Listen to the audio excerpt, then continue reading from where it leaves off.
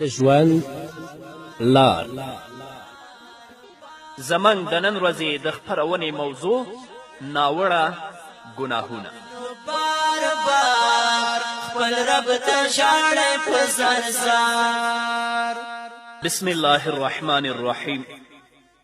الحمد لله رب العالمين حمد الشاكرين. الصلاة والسلام على سيد الأنبياء والمرسلين سيدنا ونبينا وشفيعنا ومولانا محمد وعلى آله وأصحابه الطيبين الطاهرين.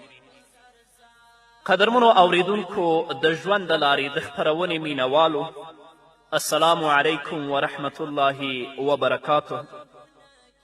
ستاسو روغتیا او خوشحالي د پاک رب نه غواړم، په دې هیله چې د صحت او عافیت جامې پر تن ولرئ او خوشحالي مو په برخه وي.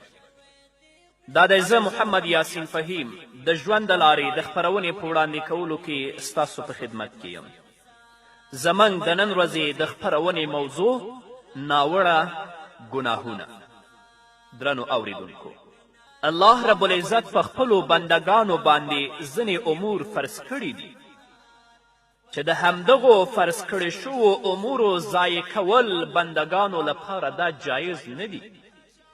همدارنګه الله رب العزت خپلو بندګانو لپاره ځینې حدود ټاکلي دي چې د هغو حدودو څخه د تجاوز کولو اجازت هم د الله رب العزت بندګانو ته نشته. دې ته ورته الله رب العزت ځینې شیان حرام کړي چې د هغې د حرمت ماتولو اجازت هم نشته. څه چې الله حرام کړي دي ته هغه مات کړي او ځان ته حلال وګڼي. نبی کریم صلی الله علیه وسلم فرمایي الله رب العزت په خپل کتاب کې ځینې شیان حلال کړي، ځینې شیان حرام کړي. نو کوم شیان چې د الله رب العزت په کتاب کې حلال وي هغه حلال دي، او کوم شیان چې د الله رب العزت په کتاب کې حرام دي هغه حرام دي. دې ته ورته یې په ځینې شیانو کې سکوت کړی، نو په کومو شیانو چې سکوت کړی په هغې کې هم عافیت دی. نو د الله رب العزت لخوا عافیت قبول کړئ. یقینا چې الله رب العزت هیرونکی نه دی. محرمات دا د الله رب العزت حدود دي. الله رب العزت په سورة بقره کې 108 آیت کې فرمایي تلک حدود الله فلا تقربوها. دا د الله رب العزت حدود دي، دې ته نږدې هم مه ورځئ. همدارنګه الله رب العزت حدود ماتونکو او د محرماتو ارتکاب کوونکو ته سخته ویره اورولې ده. الله رب العزت په سورة نساء کې 14 آیت کې فرمایي ومن یعص الله ورسوله ویتعد حدوده یدخله نارا خالدا فیها وله عذاب مهین. او څوک چې د الله رب العزت او د هغه له پیغمبر څخه سرکشي وکړي او د هغه له ټاکل شوو پولو نه تیری وکړي، الله رب العزت به هغه په اور کې وغورځوي چې په هغې کې به د تل لپاره استوګن وي او د هغه لپاره رسوا کوونکې سزا او رسوا کوونکی عذاب دی. نو درنو اوریدونکو، د محرماتو څخه ځان ساتل واجب دي، لکه چې نبی کریم صلی الله علیه وسلم فرمایي فما نهیتکم عنه فاجتنبوه وما امرتکم به فاعملوا منه ما استطعتم. زه چې تاسو له کوم کار څخه منع کړم له هغې نه بچ شئ، او په کومو کارونو چې درته د کولو امر وکړم نو تر کومه چې ستاسو وس وي هغه وکړئ. موږ په خپلې ټولنه کې ډېر داسې کمزوري او خواهش پرسته خلک لیدلي چې کله په پرله پسې توګه د محرماتو یادونه کیږي نو د دوی زړونه تنګیږي، اوف اوف کوي او وایي چې ای ملایانو تاسو خو هر څه حرام کړل، تاسو خو زموږ ژوند تنګ او خراب که، موږ مو په ستونزه کې ښکیل کړو، په موږ مو د ژوند کولو لارې بندې کړې، زموږ سینې مو راتنګې کړې. آیا تاسو سره پرته له دې چې هر څه حرام کړئ نور څه شته؟ همدغه خواهش پرسته خلک وایي چې دین خو ډیر آسانه او پراخه دی، الله رب العزت بخښونکی او مهربانه دی. علماو ته وایي چې تاسو بخیلي کوئ. خو موږ د دې خلکو په ځواب کې وایو دا سمه خبره ده چې الله رب العزت بخونکی او مهربانه دی. الله رب العزت چې د کوم شي د حرمت پریکړه کړې وي بیا هغه حرام وي او د کوم شي چې د حلالوالي حکم وکړي بیا هغه حلال وي. د الله رب العزت پر پریکړو باندې څوک کار نشي لرلی چې حرام حلال وګرځوي او حلال حرام وګرځوي. خو موږ او تاسې د الله رب العزت بېوسه بندګان یو. دا زموږ له بندګي د قواعدو څخه یوه قاعده ده چې موږ او تاسې د عبودیت د تقاضا له مخې د الله رب العزت هره پریکړه ومنو او په هره پریکړه یې راضي شو. ځکه د الله رب العزت ټول احکامات د هغه د علم، عدل او حکمت سره صادریږي. دا څه د ټوکو او د مزاح خبرې نه دي. درنو اوریدونکو، تاسو به په دې خپرونو کې له هغو محرماتو څخه خبر شئ چې حرمت یې له اسلامي شریعت څخه ثابت دی. نه یوازې دا چې محرمات به واورئ بلکې د محرماتو د حرمت دلایل به هم تاسو ته په همدغو خپرونو کې وړاندې کیږي. په دې خپرونو کې چې کوم محرمات شامل دي نن سبا یې په اسلامي ټولنه کې مرتکبین پیدا شوي او ډیر شوي دي. موږ یوازې د اصلاح په موخه دغه خپرونې ستاسو درانه حضور ته وړاندې کوو. په دې هیله چې دا به ستاسو خوښې شي زه د ځان لپاره او خپلو مسلمانانو ورونو او خویندو لپاره د الله رب العزت څخه د لارښودنې او توفیق غوښتونکی یم او سوال کوم چې موږ د الله رب العزت د حدودو په چوکاټ کې دننه پاتې شو او د الله رب العزت څخه سوال کوم چې موږ ته له محرماتو او ګناهونو څخه د ځان ساتلو توفیق راکړي. یقینا چې الله رب العزت غوره حفاظت کوونکی او تر ټولو لوی رحم کوونکی دی. نو د محرماتو له جملې څخه چې کوم شی ناوړه ګناه او لویه ګناه ګڼل کیږي او لوی حرام ورته ویل کیږي هغه د الله رب العزت سره په ذات او صفاتو کې یو څوک شریک جوړول دي. ځکه الله رب العزت لکه څنګه چې په اعتبار د ذات سره وحده لا شریک دی همدارنګې الله رب العزت په اعتبار د صفاتو سره وحده لا شریک دی. د بخاري او د مسلم حدیث دی. راوی د حدیث سیدنا حضرت ابوبکر رضی الله تعالی عنه دی. هغه فرمایي چې نبی کریم صلی الله علیه وسلم وفرمایل الا انبئکم باکبر الکبائر ثلاثا قالوا بلا یا رسول الله قال الاشراک بالله. نبی کریم صلی الله علیه وسلم فرمایي آیا زه تاسو ته ونه ښایم چې تر ټولو لویه ګناه کومه ده؟ دا خبره نبی کریم صلی الله علیه وسلم درې وارې کوي.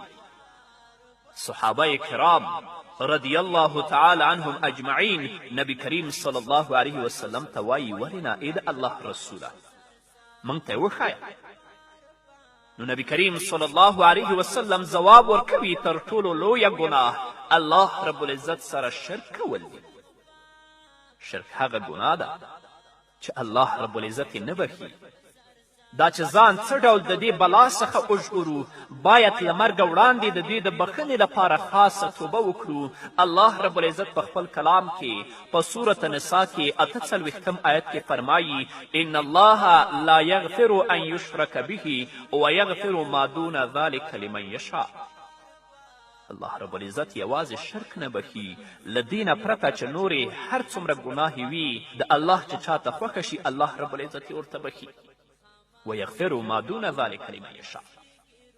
شرک هغه څه دی چې انسان د اسلامي ملت له حدودو څخه خارجوي. که چیرې کوم مشرک د شرک په حال کې مړ شي نو د تل لپاره به هغه په دوزخ کې پروت وي. زه به تاسو ته د شرک څو مروجې بڼې او مروج ډولونه وړاندې کوم. کفري ملکونه خو پرېږده چې نن سبا د مسلمانانو په ډیری ملکونو کې هغه ډولونه چې د شرک زه تاسو ته بیانوم دا پکې عادي دي او رایج دي. د شرک لومړنۍ بڼه یا لومړنۍ ډول هغه قبر پرستی ده. قبر پرستی او داسې فال نیول یا نیت کول چې مړه شوي اولیا د انسانانو حاجتونه پوره کوي، ستونزې اسانوي، له دوی څخه مرستې غوښتل او په دوی باندې ځانونه سپارل په ښکاره توګه یو لوی شرکي عمل دی. الله رب العزت په سورة اسراء کې 23 آیت کې فرمایي وقضا ربک الا تعبدوا الا ایاه. الله رب العزت محمد رسول الله صلی الله علیه وسلم ته فرمایي او ستا رب پریکړه کړې ده چې تاسې د بل هیچ عبادت مه کوئ مګر یوازې د هغه الله. نه یوازې دا چې د ستونزو پر وخت د اولیاو څخه مرسته غوښتل او په هغو ځانونه سپارل شرک دی، بلکې د ستونزو او کړمو په وخت کې په مړو شوو انبیاو او بزرګانو باندې ځان سپارل او هغو ته د ځان سپارلو په مخه غږونه کول، د هغو څخه مرسته غوښتل هم یو شرکي عمل دی. الله رب العزت په سورة نحل کې 62 آیت کې فرمایي امن یجیب المضطر اذا دعاه ویکشف السوء ویجعلکم خلفاء الارض اإله مع الله قلیلا ما تذکرون. څوک دی چې د بېکس او بېوس دعا اوري کله چې هغه یې وبلي او څوک د هغه کړاو ایسته کوي او څوک دی چې تاسې د ځمکې خلفا ګرځوي، آیا له الله رب العزت سره کم بل خدای هم د دې کار کوونکی دی؟ هیڅکله نشته. الله وایي قلیلا ما تذکرون، تاسې بیخي لږ غور کوئ. ډېر داسې خلک شته چې د کم شیخ پیر او یا ولی لمنې نیولې وي او د هغه ذکر خپل عادت ګرځولی وي، نو بیا د ستونزو او سختیو پر وخت همغه بل او له همغه نه مرسته غواړي. څوک له پیغمبر نه مرسته غواړي، څوک له علي څخه مرسته غواړي او هغه ته خوله ورانه ورانه کوي، چا حسین ته خوله وازه کړې وي، څوک شازلي ته چیغې وهي، څوک جیلاني نه مرسته غواړي او چا د یا رفاعي په ویلو سره له خولې نه کټوۍ جوړه کړې وي، څوک په سیدنا زینب رضی الله تعالی عنها باندې ځان سپاري او چا د ابن علوان څخه په مرستې ځانونه د دوزخ کندې ته برابر کړي. په داسې حال کې چې الله رب العزت په سورة اعراف کې 104 آیت کې فرمایي ان الذین تدعون من دون الله عباد امثالکم فادعوهم فلیستجیبوا لکم ان کنتم صادقین. تاسو چې له الله رب العزت نه پرته کومو خلکو ته بلنه ورکوئ هغوی خو یوازې بندګان دي، لکه څنګه چې تاسې بندګان یاست. له هغو نه دعاګانې وغواړئ، وګورئ دوی دې ستاسې د دعاګانو ځواب درکړي. که د دوی په باب ستاسې انګېرنې رښتینې وي نشي ورکولی. ځینې قبر پرست خلک له قبرونو څخه تاویږي، طواف ترې کوي، د قبر څنډې ښکلوي، لاسونه پرې راښکي، د قبر تیږې لوټې او خاورې ښکلوي. نه یوازې ده بلکې د قبر خاوره او ګردونه په خپلو مخونو او سترګو باندې موږي په دې نیت چې دوی د کم حاجت لپاره راغلي وي د قبر څښتن د دې د اکرام له امله د دوی حاجت پوره کوي. ځینې داسې خلک شته چې د یو ولی او بزرگ د قبر په لیدلو سره د هغه د درناوي په خاطر په سجده پرېوځي، د قبر په خوا کې په ډېر خشوع خضوع او عاجزي سره د خپلو حاجتونو غوښتنه کوي، د قبر د خاوند نوم اخلي او له هغه نه د خپلې ناروغي د ښه کولو او ستونزې آسانولو غوښتنه کوي، د قبر خاوند باندې سپارښتنه کوي چې زما حاجتونه پوره کړه. ځینې خو د قبر خاوند د خوښي لپاره خوله دومره ورانه کړي چې د قبر څښتن ته مخاطب شي او وایي ای زما آقا زه له ډېر لرې ځای څخه راغلی یم، ما تش لاس مه لیږه، حاجت مې پوره کړه، ستونزه مې حل کړه.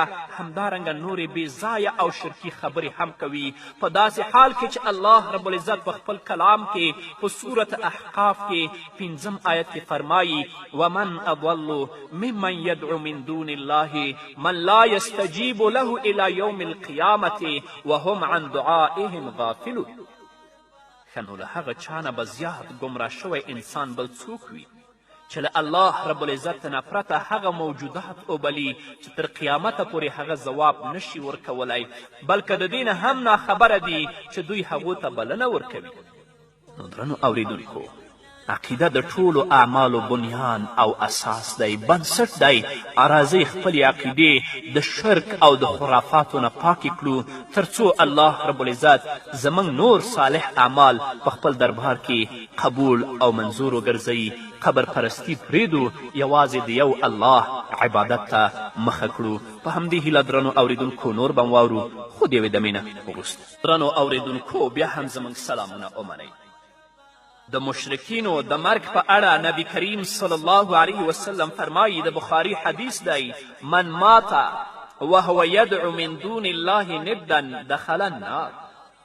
څوک چې په داسې حال کې مړ شو چې د الله رب العزت پرته نور رابلي هغه به د دوزخ په اور کې دننه شي.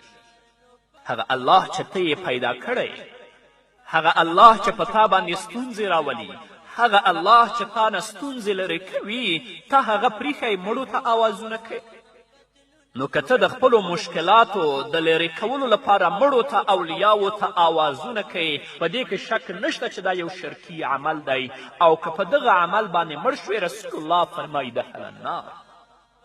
ځینې داسې بېعقله ړانده کاڼه خلک هم شته چې داسې عقیده ساتي چې اولیا او بزرگان هم په کائناتو کې واک لري، تصرف کولی شي، حتی د ځینې کارونو متصرفین یې ګڼي، حالات بدلولی شي او همدارنګه ګټه او تاوان هم د همدوی په لاس کې دی. دا ډول ړانده خلک خپلې خبرې په داسې حال کې کوي چې الله رب العزت په خپل کلام کې په ښکاره توګه ویلي دي.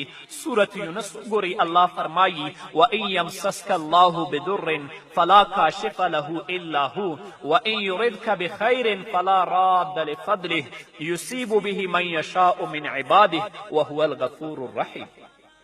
که الله رب العزت تا په کم مصیبت کې واچوي، نو په خپله له هغه پرته بل څوک نشته چې دا مصیبت ایسته کړي. الله چې تا باندې مصیبت راولي، غیر د الله رب العزت نه بل څوک ستا نه دا مصیبت نشي لرې کولی، نو مړو ته او قبرونو ته آوازونه مه کوه. او که الله رب العزت ستا په اړه د کومې ښېګڼې اراده وکړي، نو د هغه د فضل مخ اړوونکی هم څوک نشته. الله رب العزت تا ته د ښېګڼې اراده وکړي، څوک نشته چې د الله فضل ستا نه لرې کړي. د الله رب العزت چې له خپلو بندګانو څخه چاته خوښه شي، خپل فضل ورباندې پیرزو کوي او هغه بخښونکی او رحم کوونکی دی. نو کله چې تا باندې کومه ستونزه، مصیبت او کړاو راځي، د تضرع او د عاجزي لاسونه خپل رب ته پورته کړه، ووایه چې یا الله دا مصیبت، دا ستونزه او دا کړاو تا را باندې راوستې، ته رانه لرې که مړو ته آوازونه مه کوه، شرکي عمل مه کوه. همدارنګه د شرکي کارونو او عملونو له جملې څخه یو ډول شرکي عمل د الله رب العزت له نوم پرته د بل چا په نوم نظر منل دي. لکه څنګه چې دغه قبر پرسته خلک په قبرونو باندې ډیوې بلوي، شمونه لګوي، جنډو ته غوټې اچوي، دغه غوټې بیا نه بیرته کوي، او داسې نظر په ځان مني چې د قبر خاونده که دا کار دې راته وکړه بیا به داسې کار کوم. غیر د الله رب العزت له نامه نه که څوک د بل چا په نامه باندې کوم شی نظر کړي، هغه ومني په ځان باندې دا شرکي عمل دی، الله رب العزت به د آخرت په ورځ د ده نه سخته پوښتنه کوي. همدارنګه د شرکي عملونو له جملې څخه یو ډول عمل دا دی چې د الله رب العزت له نوم څخه پرته د بل چا په نوم څاروی حلال کړی شي. الله رب العزت نبی کریم صلی الله علیه وسلم ته فرمایي فصلی لربک وانحر، نو ته د خپل هماغه رب لپاره لمونځ ادا کړه او قرباني وکړه. د دې مبارک آیت څخه معلومه شوه چې مسلمان باید یوازې د الله رب العزت په نوم څاروی حلال کړي. د هغو خلکو په اړه چې پرته د الله رب العزت له نوم څخه د بل چا په نوم څاروی حلالوي، نبی کریم صلی الله علیه وسلم فرمایي، د مسلم حدیث دی، لعن الله من ذبح لغیر الله، څوک چې د الله له نوم پرته د بل چا په نوم څاروی ذبح کړي، الله رب العزت په هغه باندې لعنت وایي. د حلالې او د ذبحې په اړه دوه محرمات دي، یو د غیر الله د رضا لپاره حلاله کول، دوهم د غیر الله په نوم باندې حلاله کول. ته چې زیارت ته څاروی وړې، اگر که هلته ته د الله نوم پې واخلې د ذبحې په حالت کې، خو تا هلته د دې لپاره وړی چې ته غیر الله خوشحاله کړي، هغه مرداره ده، هغه پلیته ده، دا یو شرکي عمل ده. د جهالت د وخت د هغو ذبحو څخه چې طریقه یې حرامه او ناروا وه، یو ډول دا دی چې ذبیحة الجن ورته وایي. دغه ډول ذبحه نن هم رواج ده. خلک چې کله کور واخلي، دکان جوړ کړي، څا وکیني، کومه کارخانه جوړه کړي، نو د دې د درشل سره څاروی ذبحه کول د وخت اړتیا او برکت بولي، او وایي چې د دې ذبحې له برکته پیریان څه تاوان نشي اړولی. همدغې ذبحې ته ذبیحة الجن وایي چې محمد رسول الله صلی الله علیه وسلم دې ته شرکي عمل وایي.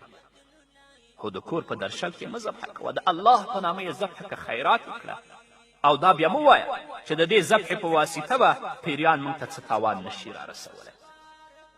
همدارنګه د شرک اکبر له جملې څخه یو ډول شرک دا دی هغه څه چې الله رب العزت حرام کړي وي هغه ته حلال ویل او هغه څه چې الله رب العزت حلال کړي وي هغې ته حرام ویل یا داسې عقیده ساتل چې فلانکی ولی بزرگ او یا هم پیر ته دا حق ورکول شوی چې یو شی حرام وبولي او یا یې حرام وګڼي یا د جاهلي عدالتونو او قوانینو د رضا په موخه د هغو په پل تګ وکړي دغه ټول کارونه په شرک اکبر کې داخل دي په دې اړه الله رب العزت په سورت توبه کې 31 آیت کې فرمایي اتخذوا احبارهم ورهبانهم اربابا من دون الله یهودو او عیسویانو خپل عالمان او روحانیان له الله رب العزت پرته خپل اربابان نیولي دي نن که یو عالم تا ته خبره کوي ته د هغه عالم خبره د الله رب العزت کلام سره پرتله که نن که یو عالم تا ته خبره کوي د هغه عالم خبره د محمد رسول الله احادیثو سره پرتله که چې موافقت لري که نه په لنډو سترګو او په کڼو غوږونو باندې د هر چا خبره مه منه د ترمیزي او د بیهقي حدیث دی کله چې عدي بن حاتم دا آیت واورید نو وی ویل ای د الله رسوله موږ خو خپلو علماو او راهبانو ته سجدې نه کولې نبی کریم صلی الله علیه وسلم په ځواب کې وویل سمه ده خو ته راته ووایه چې کله به ستاسو راهبانو او علماو هغه شیان حلال ویل کم چې الله رب العزت حرام کړي ول او هغو شیانو ته به حرام ویل کم چې الله حلال کړي ول نو تاسو به خبره منله او که نه عدي بن حاتم رسول الله صلی الله علیه وسلم ته ځواب ورکړ موږ به منله رسول الله صلی الله علیه وسلم وویل همدغه کار د هغو عبادت کول ول او همدغه د هغو رب جوړول الله رب العزت د مشرکانو صفات په دې ډول بیان کړي سورت توبه 29 آیت وګورئ الله فرمایي لا یحرمون ما حرم الله ورسوله ولا یدینون دین الحق څه چې الله رب العزت او د هغه رسول صلی الله علیه وسلم حرام کړي دي هغه نه حراموي او حق دین خپل دین نه ګرځوي همدارنګه الله رب العزت په سورت یونس کې 59 آیت کې فرمایي قل ارأیتم ما انزل الله لكم من رزق فجعلتم منه حراما وحلالا قل الله اذن لكم ام على الله تفترون ای رسوله دوی ته ووایه تاسې کله په دې فکر کړی دی چې کومه روزي چې الله رب العزت تاسې ته راکوزه کړې وه له هغې نه تاسې پخپله ځینې حرام او ځینې حلال وګرځول له دوی نه پوښتنه وکړه الله رب العزت تاسې ته د دې اجازت درکړې وه او که تاسې پر الله رب العزت باندې دروغ تړئ نو کوم شی چې الله رب العزت په خپل کلام کې حلال کړي دي هغه به تر قیامته پورې حلال وي او کوم شی چې الله حرام کړي دي هغه به تر قیامته پورې حرام وي چا لپاره دا حق نشته چې د الله حلال حرام وګرځوي او د الله حرام حلال وګرځوي که چا دا عمل وکړه پوه شه چې هغه مشرک دی هغه کافر دی نه پیر دا حق لري نه ملا دا حق لري نه عالم دا حق لري او نه مرید دا حق لري هر څوک چې تاسو ته یوه خبره کوي د هغه خبره د الله کلام او د محمد رسول الله احادیثو سره پرتله کړئ چې موافقت لري یا د ځانه لګیا دی نو الله رب العزت دې په موږ باندې فضل وکړي الله دې موږ د دې ناوړو ګناهونو نه وساتي چې موږ د جهنم کندې ته رسوي په همدې هیله درنو اوریدونکو دا وه زموږ د نن ورځې خپرونه چې ستاسو درانه حضور ته وړاندې شوه تر بلې خپرونې پورې چې زه بیا هم ستاسو درانه حضور ته راځم تاسو ټول په لوی او بخښونکي الله سپارم پاتې ژوند مو نیکمرغه ښاد بریالي او کامیاب اوسئ